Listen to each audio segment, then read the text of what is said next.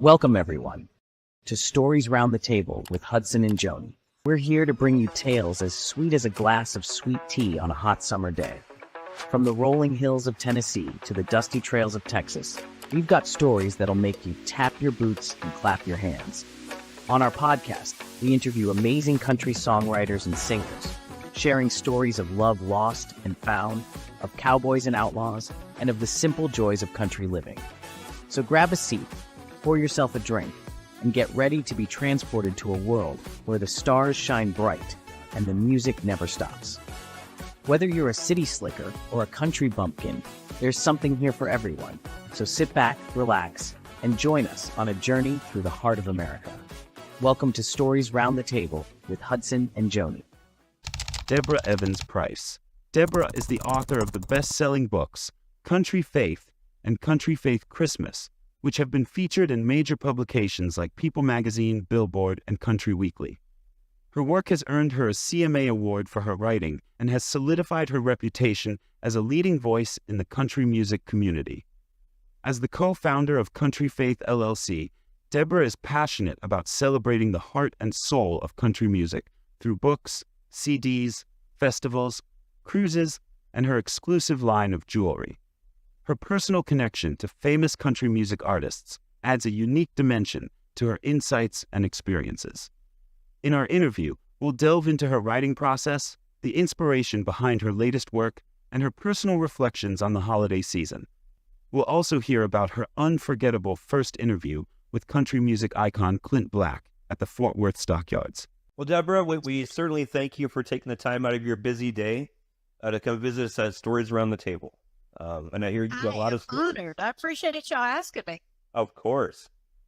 I'll start off with what's going on, and I'm so excited to hear your voice again and just visit with you a little bit, my friend. We go back quite a ways, and there was nobody that made more sense to have on this show than you.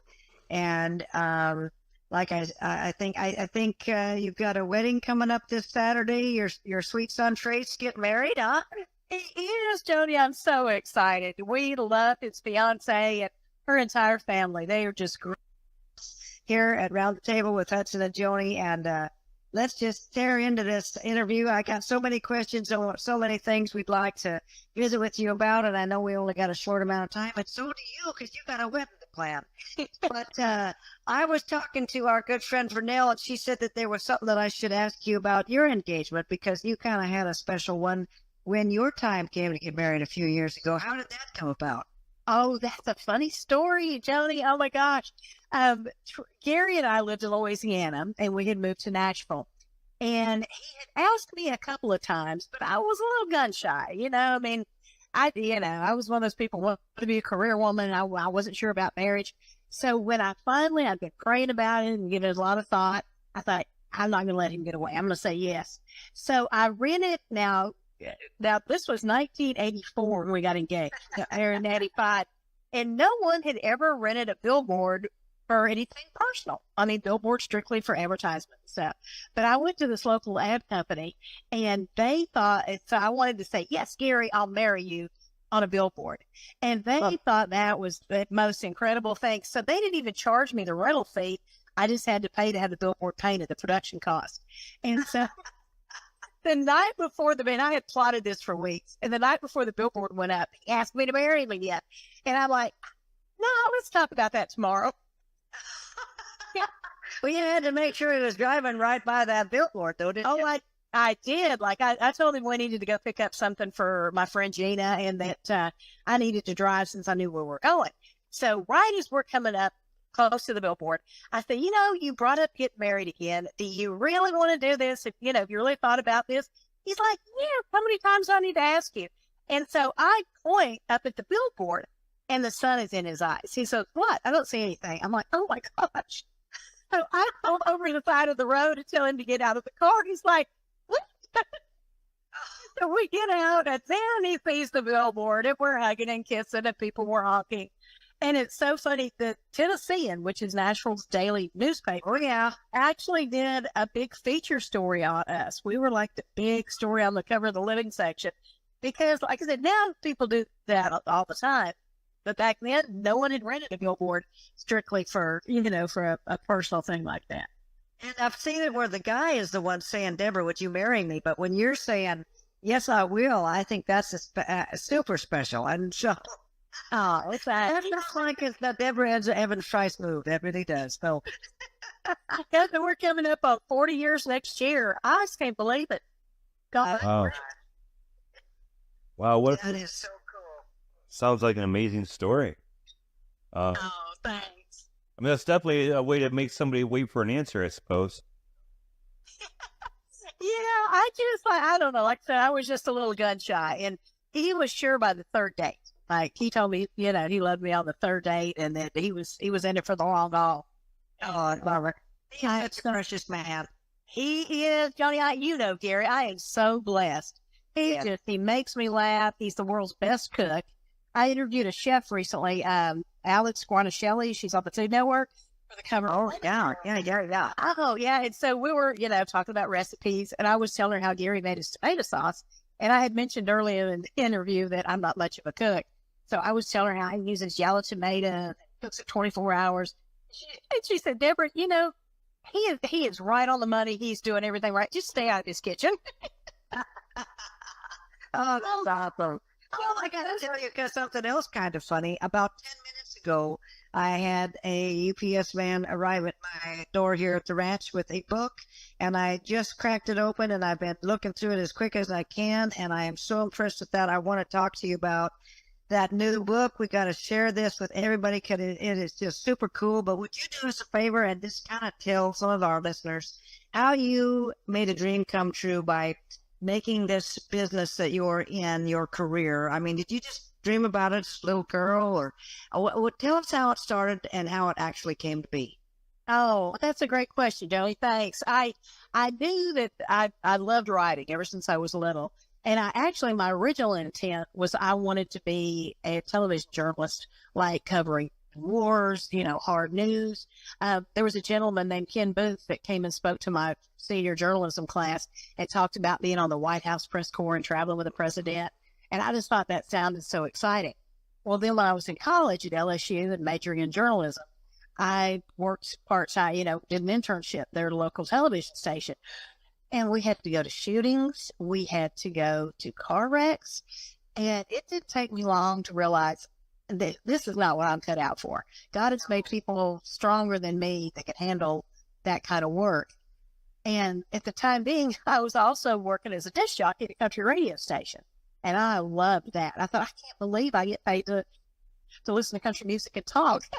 Yeah, for sure. And so that's kind of how I ended up in entertainment journalism, because I would do interviews for the radio station. And I thought, and after, I get out of college, instead of going to New York or LA and working for a news network, I'm going to go to Nashville and write about country music. And that was 41 years ago this October. Wow. Yeah. And you, like me, have a strong faith. And I was like, I know that you told me one time, we just prayed about it a lot, and God kept leading you to these different places, opening more doors, introducing you to more people. And look at you now, girl. Wow. Oh, I know. God has been so good. I mean, he has opened some doors and shut others. Then I remember getting offered a really good job one time, and it looked like the thing to do. I mean, it was more money than where I was. But I just felt the Lord telling me that was not the right thing. And I called the woman and I said, you're going to think I'm crazy, because you're offering me more money and it sounds like a better gig, but I feel like God is closing the door and telling me not to do this. And she was great. She understood. And, very nice and great conversation. Well, 2 weeks later, that magazine got shut down. Wow. Yes. I mean, she did not. I mean, obviously, she didn't see that coming. She was hiring people, So I just felt like, God, he makes things clear to us where we take time to be still and listen, Amen to that. The key part is to listen. I think that's sorry, husband, what was that? I said, I think the key part you said was the word listen, which is something I think a lot of us kind of struggle with, especially when it comes to faith. We want to go one direction, but we're being told to go a different direction. Exactly. And we all kind of have our own agenda, and that's what we want. It's not always what God, what's best for us. God knows what's best. No, But you know, it's something you were cut out to do. I remember when I was interviewed by you for the first time for Billboard magazine, I believe was our first interview, Deborah. Yeah, And it was. it made me feel so comfortable. And I thought, wow, what an easy person to talk to. And no wonder that you are the top writer at Billboard. And so it is the perfect place. It's one of the perfect things for you to have done with your life. And I would just be curious myself, and I know lots of the folks tuning in would also be curious to hear about some of the highlights. And maybe somebody that was kind of a bummer that you were, didn't expect to have. What happened on the interview? Tell us about one of your favorites and one that maybe wasn't so great. It did. I have got to say, I've been so blessed in all the years of doing this. There was only one artist that was really difficult. And he was, a big singer-songwriter, pop act in the 70s. And he's still around, kind of on the fringes. And he was just rude and hateful. And I thought, why do the interview if you're not going to give me a decent answer and you're cranky? Yeah. So but how incredible! I've thousands of interviews to be able to say only one of them was a real stinker. And even people that I was warned, oh my gosh, they don't really like giving interviews. And, like Steve Lukather with Toto, Pernell and I interviewed the band in the studio in LA, and we were told he might not even show up. He showed up and was amazing. What a great interview. And probably people often ask who my favorite interview is. And I've got a lot of those. I mean, anytime I talk to Charlie Daniels was a total blessing. I love that man. I still miss him. But one of my all-time favorites is Don Henley from the Eagles. And I've been able to interview him a few times. And I love the first interview that we did. It was after a show, and he was great. Brilliant. I mean, just everything I had hoped a conversation with him would be. But then the next day, he called me at home. And I thought it was my brother, Brian, pranking me. Because, nobody expected Don Henley to call out of the blue. And I thought it was my brother. And I'm like, yeah, Brian, I'm on deadline, And he goes, no, it's not Brian. This is Don. Remember, we talked last night after the show. And then I realized, oh my goodness, this is Don Henley on the other end of the line. And he said, last night, it was after the show. He said, but I was tired, but I've been giving the interview some thought. I'd like to add a few things. He said, but if you're busy, don't worry about it. I'm like, sir, I have all the time in the world. Now for a quick break. Love the stories? Want more? Head over to Stories Round the Table with HudsonandJoni.com. That's Stories Round the Table with HudsonandJoni.com. There you'll find all our past episodes, from captivating author interviews to thought-provoking discussions. Plus, get a sneak peek at upcoming shows and snag some exclusive Stories Round the Table merch. So dive in, explore, and join the conversation at Stories Round the Table with HudsonandJoni.com. Now back to the interview. I've been, fortunate to interview him several times, and he is just such a classy, great guy and brilliant songwriter. Well, I agree, but that's what I'm saying about you, Deborah, too, is that you just have a way.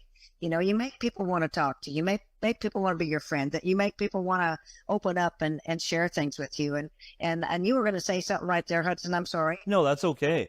I was just going to ask her, how about you tell us about your first interview with Clint Black at the Fort Worth Stockyards? You know that. Oh, my gosh. I have a good publicist. Oh, you guys have got deep sources. I've got a good publicist. I'm not revealing sources. Oh, my goodness. I was pregnant with Trey, my son, who is now 34, and as we said, getting married. And, oh, my gosh, I had 24-hour morning sickness when I was pregnant with him. I was sick all the time. My husband used to joke that our car could do 60 to 0 in a few seconds because he was always having to pull over for me to be sick. And so here I am, and I had the interview scheduled to meet him at Billy Bob's, and then he got rescheduled to meet him at his hotel. And my mom was with me. She was so sweet. She was traveling with me on that trip. And I was so sick. We pull up to the hotel, we park in the garage, and I am throwing up awful. Oh my gosh. I mean, not to be gross and graphic, but my shoes got a little splattered. So here we go in the hotel. I'm in the ladies' room washing my shoes out of the sink. So by the time I get my shoes back on and get up to Clint's Suite, I mean, I've got these wet, squishy shoes, and I am green. I'm so sick. He could not have been nicer. He was a great interview, and I told him, I'm like, look, I'm pregnant, I'm sick. You know, let's just, you know, it is what it is. And he could not have been sweeter. Oh my gosh. He's always seemed like a really nice guy. And you know, about your book real quick. First, I want to say thank you for sending me a copy. And Oh, you're welcome. I'm definitely going to enjoy reading that. How about you share a little bit about that and maybe one of your favorite Christmas stories? Oh, okay. I gotta say, the Country Faith books and CD series has been such a blessing. My literary agent, this goes back probably 10 years or more, told me that the publisher he worked with was looking to do a book where it was just artists talking about their favorite scriptures. And he set me up with the guy from the publishing company, and I got the deal. So the first Country Faith book, we had, I want to say like 56 artists and that was just the question, what's your favorite scripture and why does it mean so much to you? And then we followed that up with the Christmas book. Well, now here 10 years later, we have redone both of those books. So Country Faith, the book with all of the wonderful scriptures and stories, came out earlier in the spring. We have 70 artists. And then the Christmas book just came out this week, and it's Country Faith Christmas, and it's so much fun. I can't wait for y'all to get a chance to really look at it. There are incredible recipes, all these sweet stories, you know, of Christmas memories, things they did with their family, you know, what they traditions that they now, you know, still do with their families today, and great photos. Like we got the cutest picture of Alan Jackson sitting on Santa Claus's lap. I just love that one. And with Mitchell Tenpenny, and Joni, you probably knew Donna Healy. She used to run, she ran Sony ATV Publishing for years. And Mitchell he is like had several number ones. He's like one of the hottest new artists. He's Donna's grandson. And, oh my goodness. Yes, I mean, she passed away a few years ago, but one of the books, one of the pictures in Mitchell's chapter is him and his brother with Donna. And just as somebody who loved and admired her, that means a lot to me to have her in my book. I just feel like I can't remind people enough how much she did for everybody on Music Row. So there's just, and the recipes, oh my goodness, Wade Hayes has got this fudge recipe that is out of this world. Oh my goodness, just fun stuff. Well, I ask you, I love to cook, and I have ever since I was little. Mom taught me a lot of time. We had a lot of special times in the kitchen. But I know there's some people like Hudson. I'm sorry, Hudson. I don't know we're quite as much of a cook. So how I just look. are they? Now, see, I don't even know though, Hudson, do I? But I mean, are they recipes that are fairly easy, or are there some harder than others, or what should we expect there? There's some that are more difficult, and then some are easy. And you can't get any easier than Jimmy Wayne's. His is a can of cranberry sauce. You just got to open it. Been great. Jimmy's not a big cook. And Reba said that one of her Christmas traditions is pigs in a blanket on Christmas morning. So some of them are easy. And then, like Neil McCoy passed down his mom's recipe for a Filipino dish. And I think I'm saying it right. I think it's pancit. It's Pancit. And that one I haven't tried yet, but I want to because it looks amazing. And there's a lot of cookie recipes. I'm trying to remember. I think Lainey Wilson gave me her family's favorite chocolate chip cookie recipe. So there's a lot of, there's the book covers a wide array of people, you know, like Jordan Davis, who is one of the hottest young artists out right now. Lainey Wilson, we've got a beautiful picture of her and her horse that I just love. And then there's like people that I've loved forever, like the Oak Ridge Boys and John Barry, and Wade Hayes, and Jimmy Fortune, and great. I mean, I think I tried to make it a good mix of some of the younger artists that are on the charts today, and then the iconic artists that everybody always wants to read about. Well, Deborah, how are people going to find this? It should be everywhere. I'm hoping. No, it's at Amazon. I think we're in Barnes and Noble. We have my publisher is wonderful. It's Dayspring. And Joni, whenever you're in the grocery store, pick up a greeting card, most all greeting cards that you see are from Dayspring. And they also have a book division and several other divisions. I think they're getting into television now, a lot of different things. But so Dayspring, they have an incredible marketing and distribution team. So they've got us everywhere. And then the nicest people, they sent me this big bouquet of roses the day the book came out this week. How sweet is that? That's very nice. That's very cool. Yeah. That's very cool. I'm definitely interested in looking at the recipes. I really do enjoy cooking a great deal. I make most of my meals from scratch. Really? What's your specialty, Hudson? I like German food the most. Yeah, I like making like a pork tenderloin sandwich. I don't know if you're familiar with that, but it's basically just you get a pork tenderloin, you make it as thin as you possibly can. You bread it, throw it on a bun with some mustard and pickles. Really good sandwich. Oh, that sounds good. What are you serving up tomorrow night for Tree's rehearsal besides the dance, Deborah?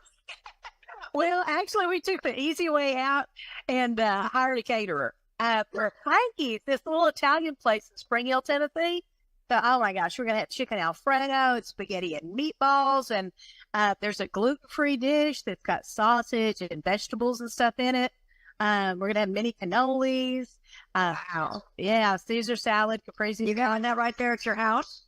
Oh, no. Oh, Jane, this is the one of the things I'm most excited about. There is an incredible venue in Columbia, Tennessee called the Mule House. Like, you need to come in and play it. Oh, my gosh. They would do, they would love you. We've seen Phil Vassar there. We've seen Tracy Bird. So we were going to rent, like they have a banquet hall downstairs. And so that's where, because we've got like 150 people or more coming. So, and I thought, instead of Gary, because Gary loves to cook, like we do these big cooking parties where he makes gumbo and we have a ton of people. Like the last one, he looked out, counted 50 cars in the pasture. So Gary's used to cooking for an army, but I wanted him to be able to just enjoy the party and get ready for the wedding. So we hired the caterer. But the Mule House, they don't have a concert booked tomorrow night. So they're letting us do our event upstairs. And the Mule House is an old church that they turned into a concert venue. So it is beautiful with all the stained glass and just incredible lighting. And so, yeah, it's a great venue. And they have been wonderful to work with us, and they recommended the DJ. And so a lot of dancing. They recommended the Italian place that we're using as catering. And so, so that's going to be a lot of fun. That way we thought, it'd be great to have an event at the house, but Columbia, Tennessee is like halfway between where we live and where the wedding is going to be at First Baptist in Pulaski. So that seemed like a good midway. Yeah, good midway point. Now, you had a wedding recently, that beautiful Olivia. Yes, we did. We had ours at the ranch here, and I tell you, we had close to 400 folks out here. So I know exactly what you're talking about, my dear. Deborah, Well, I appreciate y'all's time. no, I appreciate you. I know you're busy. You've got a lot of things going on. It's your book release week. You got a big wedding this weekend. And you've had such a great career, and you're still just as active as you've always been.